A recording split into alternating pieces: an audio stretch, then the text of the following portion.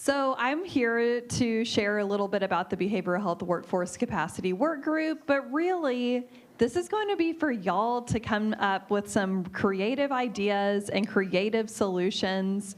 But to set the stage, we're going to talk a little bit about what's happened most recently and what we're talking about when we talk about the behavioral health workforce. So who exactly are we talking about? Our group tries to be as inclusive as possible when we talk about the workforce. We're not just talking about psychiatrists and psychologists.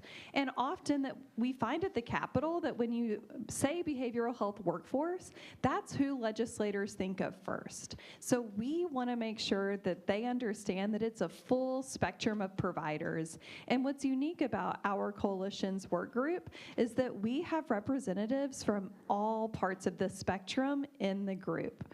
And we're committed to supporting the entire spectrum, which is why we don't weigh in on scope issues like who can prescribe or who can do specific type of diagnoses or assessments. Those conversations can happen outside of this room.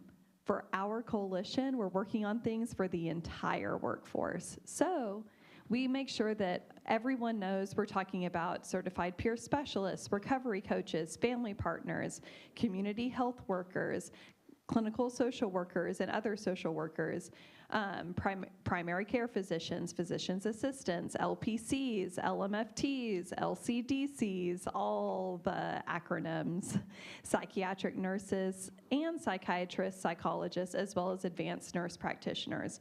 All of these folks work within mental health and substance use, so we're talking about all of them. So let's look at some numbers. The most recent numbers that are publicly available are from 2021. We're waiting for updated numbers from the Department of State Health Services, but what we do know is that 168 of the 254 counties do not have licensed psychiatrists. 147 counties, no psychologists. 91 counties, no clinical social workers. 78 counties, no licensed chemical dependency counselors or LCDCs.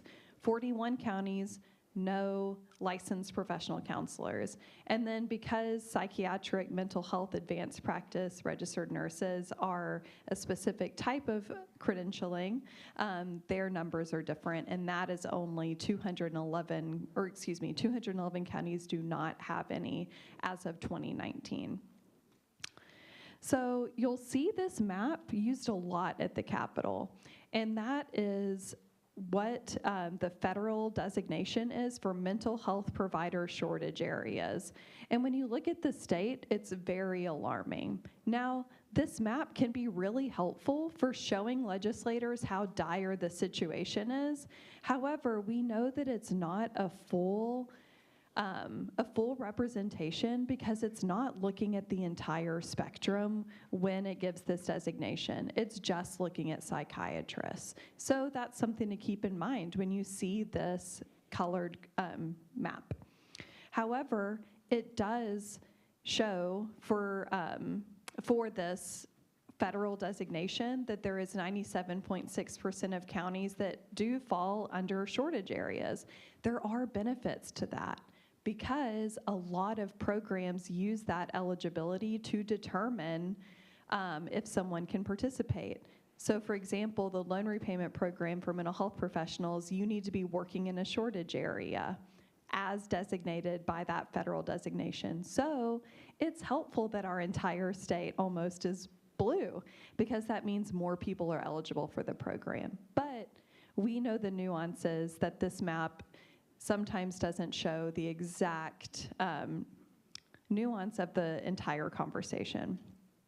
So where does Texas rank? This is something that we hear a lot at the Capitol. We hear a lot of numbers thrown around. However, it's important to know that when we're talking about access to mental health care, it's not just about having a provider, right? It's about having a provider that you want to see, that doesn't have a wait list, that takes Medicaid or your insurance, or if they take neither of those things, that you can afford to see them, or that you feel connected to them, or that you feel that they're experienced in the things that you need, right? It goes way beyond just the number of providers. So Mental Health America does a ranking of access to mental health care, and the measure that they use, I think, is a really good representative because it goes beyond just provider number.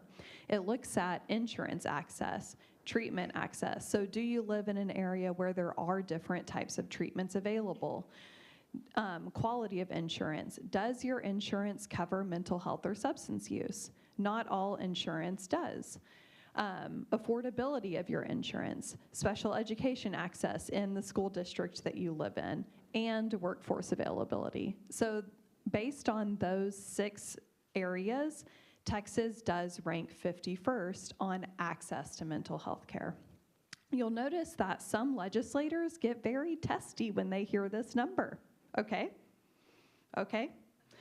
Want everyone to be prepared for that. And that is why it's important for us to explain the nuances to them.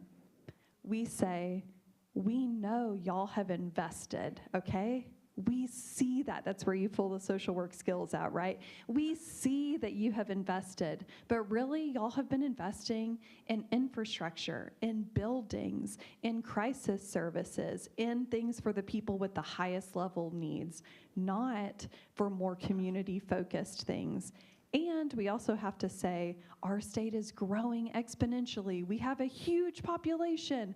What maybe sounded like a good number for the budget 5 years ago, 10 years ago, is very different now. So just be aware this is a number that they get testy about. It's also important to know that we have ranked in the bottom 10 states for overall mental health care in other years as well, by some other studies. And again, these numbers are helpful for us to explain why change is needed, but legislators don't always know the nuance of it, which is why y'all sharing your stories, sharing what your organization or your community is hearing is so helpful for them so that they don't get stuck on that 51st number and fight back on it. Okay, so some history of what has happened with workforce. This is not a new issue. If y'all have been working in this space, or if you're a mental health provider, substance use provider, a person with lived experience, or a family member, y'all know that this is not a new challenge. In 2013, a bill passed requiring the Department of State Health Services to do a study on this issue.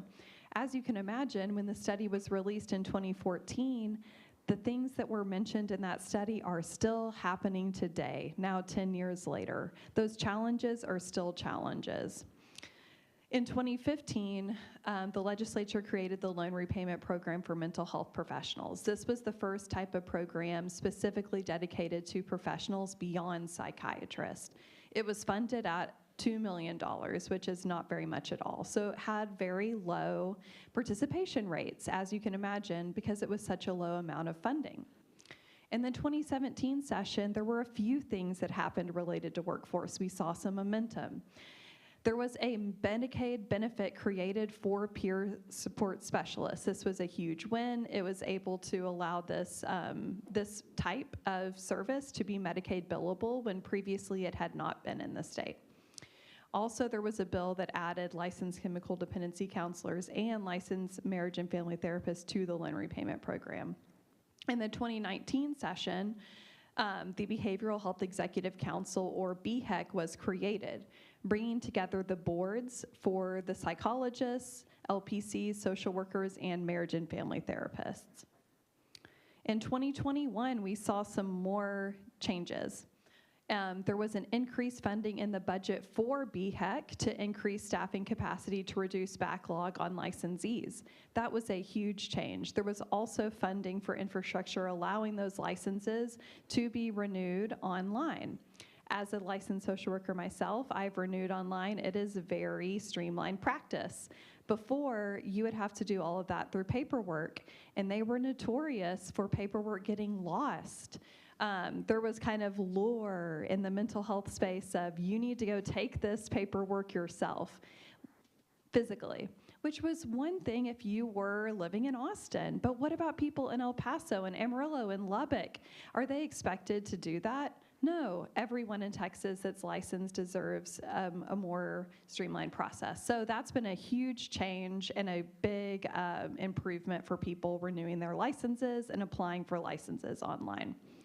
There was also a bill passed that allowed for Medicaid telehealth rules that were created during COVID to stay in place, again, allowing for more providers to engage in telehealth across the state. Okay, moving along. 2023 session, a lot happened on workforce. This was actually the most action that we saw on this topic in a long time. Part of it was because there was a big focus on mental health, but also because legislators wanted to come together and find some solutions. First, we saw that there was a big increase for state psychiatric hospital staff in Article 2 of $134 million.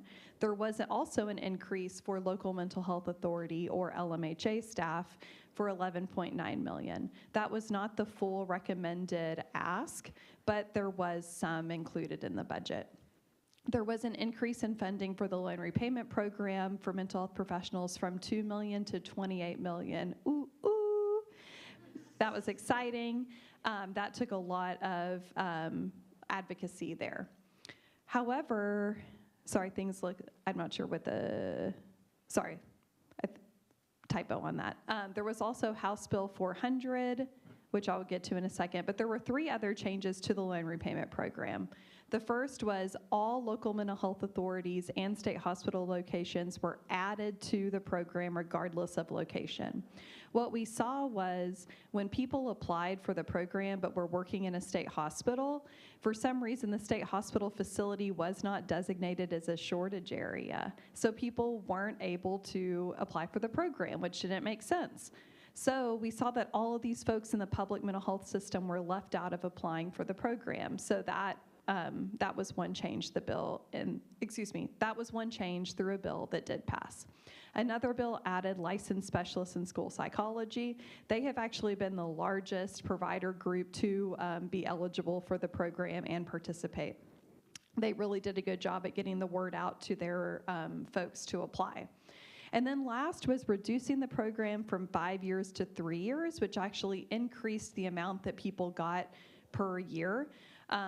Because what we found was people were applying for the program, joining, and barely getting any money in the second year, and so they would move locations, and we would lose them from staying in the program. So that was a change. And then House Bill 400, which I mentioned earlier in the panel, created the Forensic Psychiatry Program as well as the Behavioral Health Innovation Grant Program. However, only the psychiatry program was funded in the budget. Again, there were some other things added in the budget. The Texas Child Mental Health Care Consortium received a large amount of funding. Now, not all of their programs are related to workforce, but they do have 2 items that are. $43 million specifically for workforce expansion. However, it's focused on psychiatry because it is through the schools of psychiatry. So when we talk about wanting to fund the entire spectrum, that is a challenge within this program, is that it is focused on psychiatry. There is, however, another part of the budget within this program that goes to $10.6 million to child and adolescent psychiatry fellowships, which is, of course, a very big need for those specialists to see youth. Last, there was an increased funding in communities and schools, which helps mental health professionals that are in schools, and that was to $68 million. Okay, so where are we now? Again, we saw that the budget was increased for the Texas Higher Education Coordinating Board for the loan repayment program. Again, this was a dedicated driver for last legislative session from this work group, so that was a big win. There was another item in the budget related to workforce for Article 3, a rider that required the Texas Higher Education Coordinating Board to study and report on the state's current social workforce landscape, and that report is due soon. However, it's important to note that it was just focused on social work and not the other professions. There were a few other bills. We've gone over all of these. And then some missed opportunities before we get into our activity. I do want y'all to know these are some things that were missed opportunities. Again, the Behavioral Health Innovation Grant Program not being included in the final version of the budget, low-hanging fruit, only $20 million, so that's easy. The other four things that were missed opportunities were a bill that would have created the Texas Mental Health Care Enterprise Fund, that would have provided annual bonuses to folks working in public mental health care facilities to recruit and retain them, and it would have established license reciprocity for out-of-state mental health professionals to more easily move to Texas and work in Texas. There was another bill that would have added social workers to the Homes for Heroes down payment assistance program. This program already has librarians, teachers, police officers, school counselors in it, and it allows for people that make a low income to be able, or excuse me, that make a lower salary to be able to qualify for down payment assistance if they're in one of those professions. This would have added social workers to that program. It did not pass. There was another bill that would have added school mental health professionals to the Teach for Texas loan repayment program. That bill didn't pass. And then last was a bill that would have created the Rural Workforce Training Grant Program, and that did include healthcare professionals, so all of the mental health and substance use professionals were included in that grant program, but unfortunately that bill did not pass either. A few other bills that didn't pass were House Bill 1879, which we're going to talk about in a bit. This is one of the drivers of this work group. It would have allowed licensed master level and supervised practitioners to bill Medicaid at 50% of the reimbursement rate for psychotherapy or counseling services. This bill has broad stakeholder support and was included in a lot of reports and recommendations, but unfortunately it made it pretty far in the process, but ultimately didn't pass. Same with House Bill 1167. This would have aligned out-of-state reciprocity rules for mental health providers to more easily be licensed in the state. And then House Bill 2557 would have added Texas to the Interstate Compact for licensed professional counselors, allowing for those folks to more easily work across state lines. That bill did not pass. And then last is a bill, Senate Bill 1796, which would have established a stipend program for internships for social work students, and that bill didn't pass. So knowing those opportunities, those missed opportunities, again, when we think about the future for next session, we are really coalescing around these two things that we think have momentum and that we think are realistic. Again, because that's the line that we always have to cross, is what is realistic and what is doable. So the two things, again, that this work group is working on, the first is allowing those master's level providers to bill for Medicaid counseling, LMSWs, LPCAs, and LMFTAs. Again, that bill got really far. The other is the budget driver of adding $20 million in Article 3 funding for the Behavioral Health Innovation Grant Program. The bill already passed to create that program, so we just need funding. All right, so we have about 30 minutes left in the group, and now's the time that we want to hear from you. So we're going to spend the rest of the time doing a couple of activities because we want to hear both what challenges y'all are experiencing and hearing, but also spending some time working on some solutions. So we're going to do an activity where you're going to spend 1 minute alone thinking about these two questions, writing down any notes, reflecting, if you want to type them out on your phone, if you want to write them down physically, and then you're going to spend 2 minutes talking about this with a partner, and then you're going to spend 4 minutes with your entire table. And then each table is going to report out 1 or 2 key themes that come up for your table. And the two questions are, what workforce issues are you hearing or experiencing? And if you're a legislative staffer, what workforce issues are your constituents bringing you? So we're going to start with 1 minute. All right, everyone. So Will is going to take the microphone. Also, Will's my former boss, but now I get to boss him around today, which is fun. So Will's going to take to each table, and we're going to hear from everyone. Okay, and I want to be thoughtful on time, so I'm going to give you guys a minute or two. Do we have a spokesperson at this table who would like to share? Okay, perfect. Just maybe share very briefly on your challenges, and then I can stick them up there. You mean just tell you the two? Okay, so the two challenges that we came to agree upon was, the first one was a lack of investment.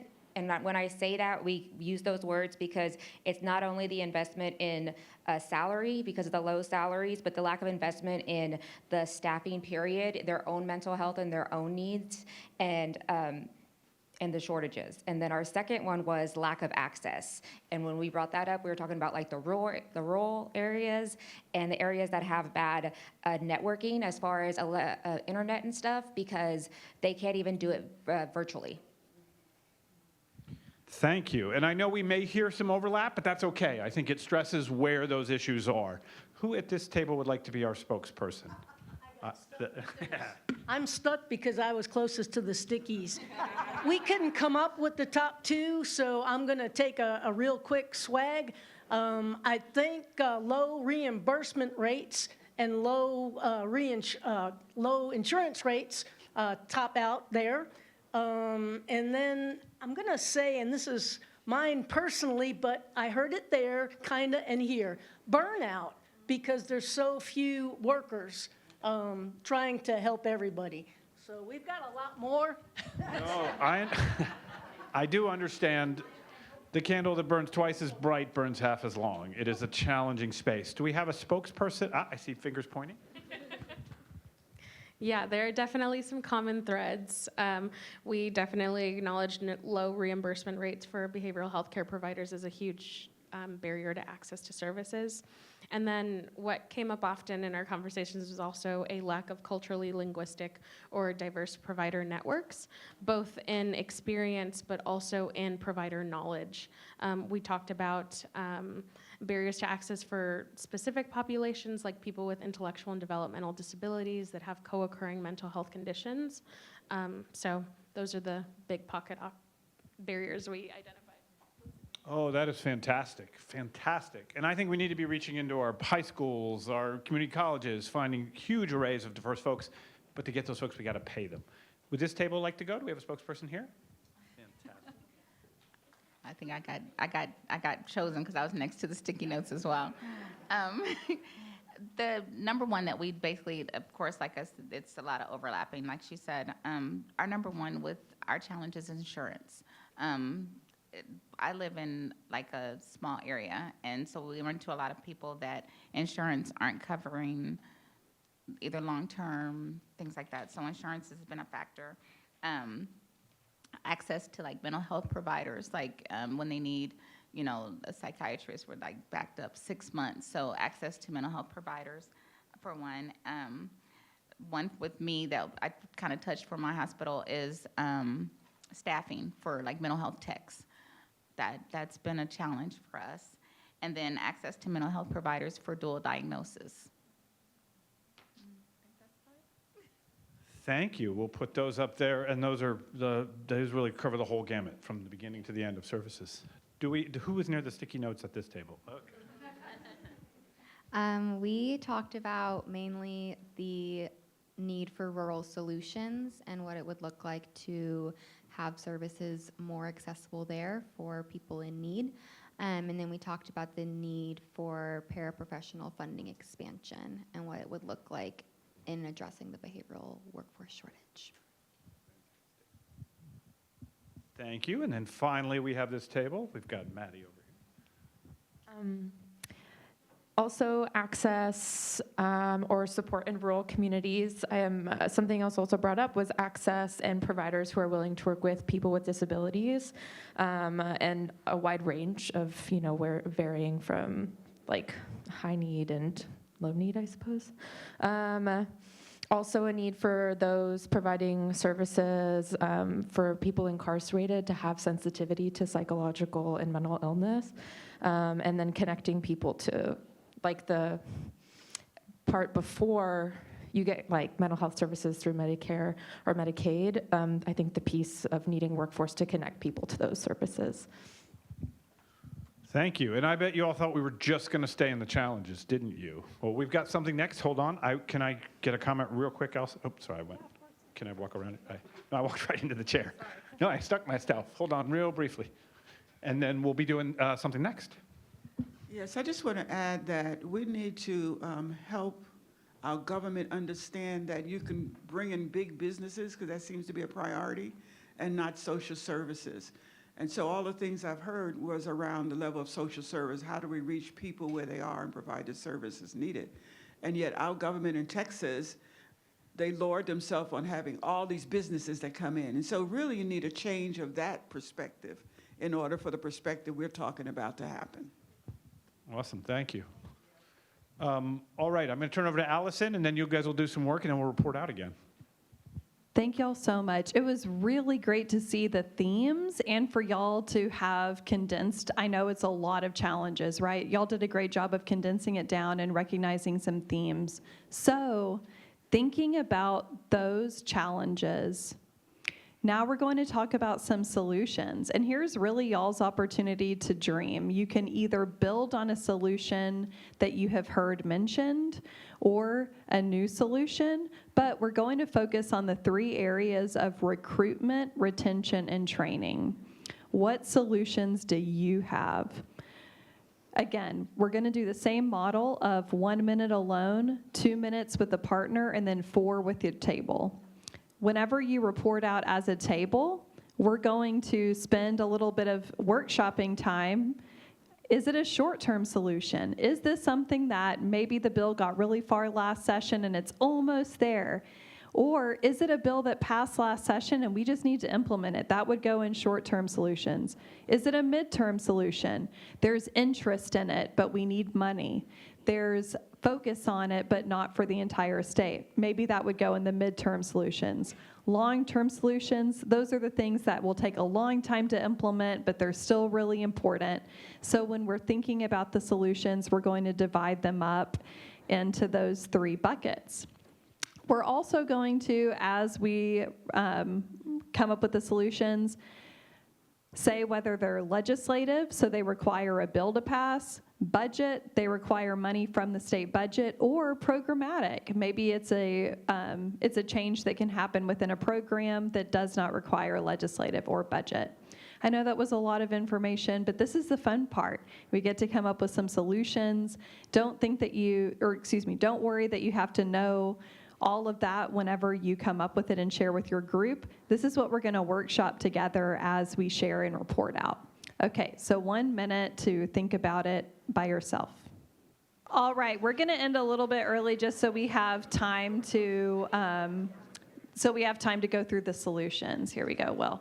Okay, so we got about 8 minutes. So what we're going to do is you're going to give me one. Just give me one solution. If you have multiple, you can put them up there. We're going to record all of this after. So if you have multiple solutions, don't be afraid to go slap it up there. But let's start with the first one. Do we have a new speaker, or did they default back to? Okay. What are we doing? One solution. Give me a solution to This one? fix recruitment, retention, or training. So I'm gonna use this one because the concept is recruitment, retention, and training. And in order to do that effectively, we would have to create an ecosystem within each county to understand the gaps that are missing, so that we could know what that specific county would need to maintain the recruitment and the retention, and then to know what education needs to be happening in that specific county to know how to train them effectively. And the way we would do that is, do you want me to go in totals? Okay, essentially, you want a Oh, okay. long-term assessment of the workforce landscape in our counties. Yes. I've done this before. Do you feel that thing, do you think that's mid or long-term? You think long-term, I kind of agree. And you think that's legislative, budget, or programmatic? I agree all 3, but if I was to say the most, I would probably say legislative and budget, because ultimately the programs bubble up. So I'm going to put it on the line. Does that work? Okay, don't feel I'm stealing this. If you think I'm wrong, you can tell me I'm wrong. I can take it. I've been wrong many, many times. Do we have a spokesperson, a new or default? Default. So once again, we take a long time to talk. So Our big one was improve career progression, and that's, to keep retention. And starting with the folks that just have a high school diploma who can become certified peer specialists, going up to the qualified mental health providers. And if they don't want to get a master's degree, figure out supervisory roles, and maybe also allow career progression with some kind of tuition reimbursement. So if you do want to get that master's degree, there's a path forward for you while you're working.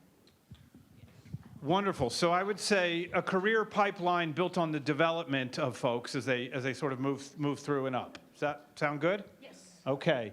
Does that feel mid, long, or short term to you all? I would say mid, but okay. And I would say that feels more budget and programmatic to really build folks up. Maybe along those two lines?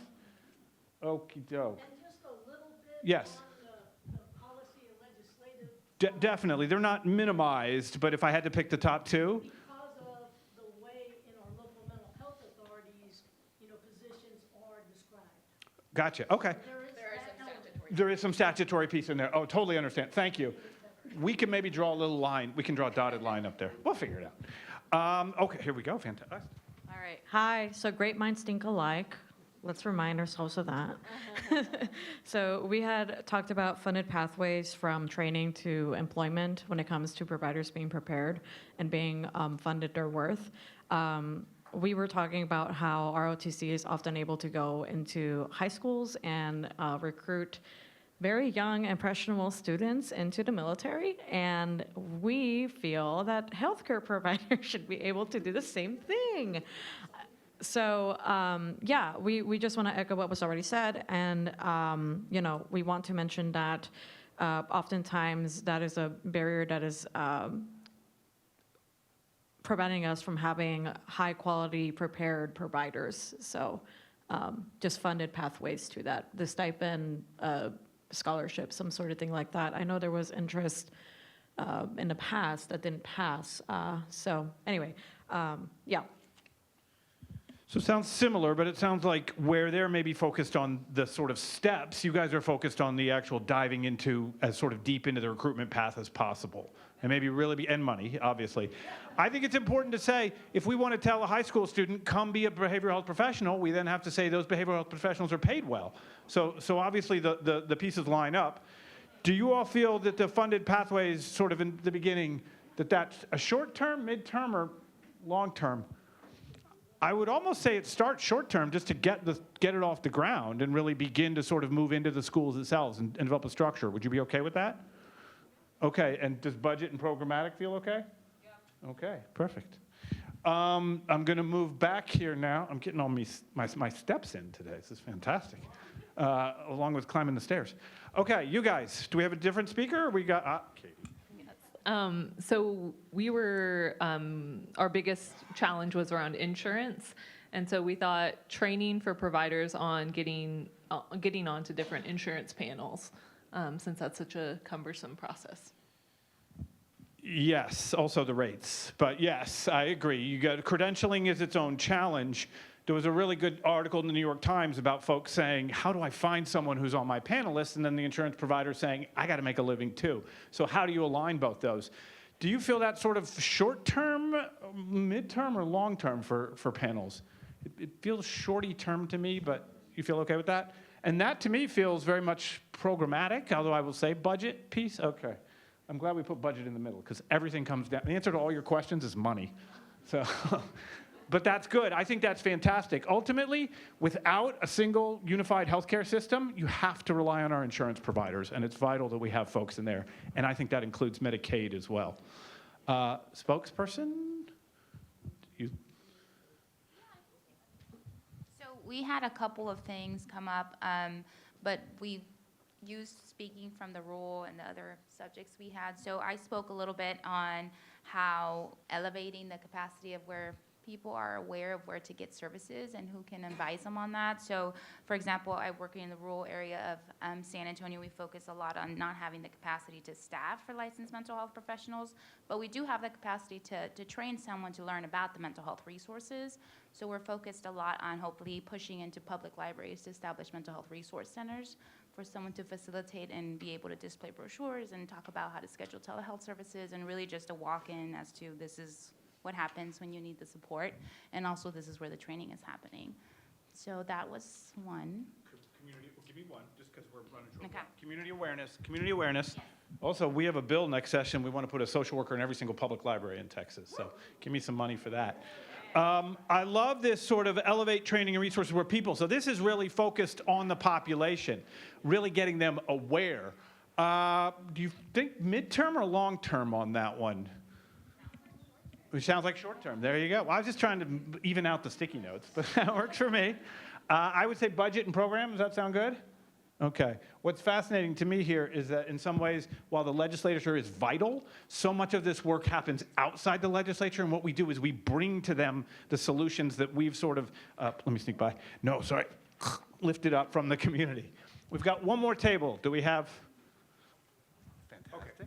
So I'm a service provider, and a couple years ago, we proposed a pilot program for one of our legislators, but we said, if you do this across the state with all the major cities, to require us to partner with rural communities so that the workforce goes out there and you'll have a clinician, therapist, whatever, that's also paired up with those rural communities so that those legislators representing those rural communities are more likely to support those types of bills. Because typically they think of it's benefiting Houston, Dallas, Austin, San Antonio, not the rural communities, and that's where rural communities are where things get shot down sometimes. So How would you summarize that?